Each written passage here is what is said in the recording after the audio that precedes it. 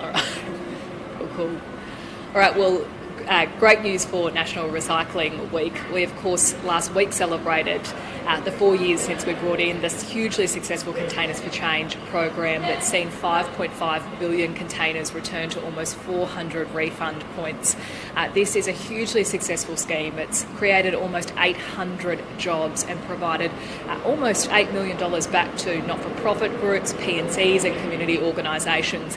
And we want to expand on the success of that scheme. That's why today we've announced our intention to expand the scheme to include wine and spirit bottles. We know there are lots of Queenslanders out there that consume these drinks and they want to recycle them, and ultimately that's what this scheme is about. Before this scheme was in operation, we were seeing around an 18% recycling rate of those beverage containers. We are now seeing over 65%. So it shows that the scheme works in making sure that those products are recycled, but we've also seen around a 48% reduction in the amount of these containers ending up in our environment every year. So it's helping our natural landscapes as well. So really excited to be making this announcement today. We of course encourage Queenslanders to put forward their views, to have their say. We'll open up consultation in December. It will go until mid-February, so make sure you put your views forward. Why did the government decide that wine spirit? There are many Queenslanders who have put their views forward that they want these items included in the scheme. We also had a conversation at the most recent Environment Ministers meeting around how we could consistently expand the scheme. When we first established it, we wanted it to be as harmonised as possible so that there are consistent messages wherever you go around the country. New South Wales has indicated they're expanding their scheme, and South Australia also indicated that they were looking at it as well. So this is something that across the board we all collectively want to do.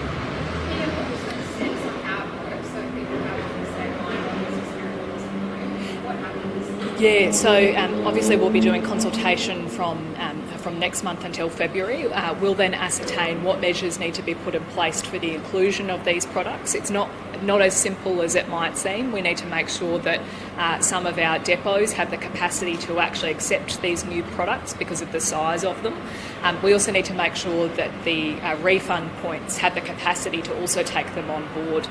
And then, of course, the manufacturers will need to put a label on that on those products to demonstrate that they are part of the scheme and make sure that they register with the scheme operators. So there's a bit of logistical work that needs to take place. That's why we want to do that consultation, so that we can just make sure that we iron out any potential problems, but we're confident that we can overcome those. Where does the glass potentially end up? Yes. Stay in Queensland or where else? Ideally, so the federal government brought in export bans around glass, and so we've already been investing in remanufacturing facilities.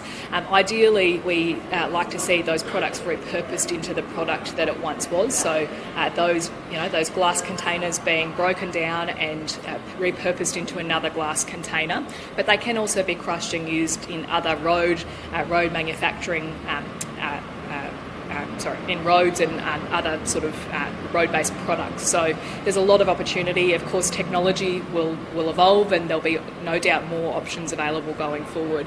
But the critical piece in this is trying to close that loop so that it doesn't end up in landfill or our environment, that we are recycling those products in that circular economy way. It could certainly end up in a road somewhere. We already know that, I think, for Crossriver Rail and some of our existing road upgrades, the glasses that people are using are being crushed and used in those construction upgrades at the moment. Really, this is about increasing the amount of recovered items. At the moment, some of those products are being put into your yellow top bin, but there are some parts of Queensland that don't have access to a yellow top bin, and so this scheme allows those people to recycle, and it also provides a cleaner stream when we are remanufacturing them and minimises the contamination. And how can people have their say? Can they go online? Yeah, so people can go online by mid-December. It'll be open until February, so I encourage you to put your thoughts forward. Excellent. And do you have any stats that follow this update on how cares or other products, stats on numbers of recycling rates? Yeah, we have a breakdown of regions and electorates, so we can get you that. And it's I know a lot of container refund points have also been doing like competitions with schools to try and drive up recycling rates as well. Excellent. Thank you.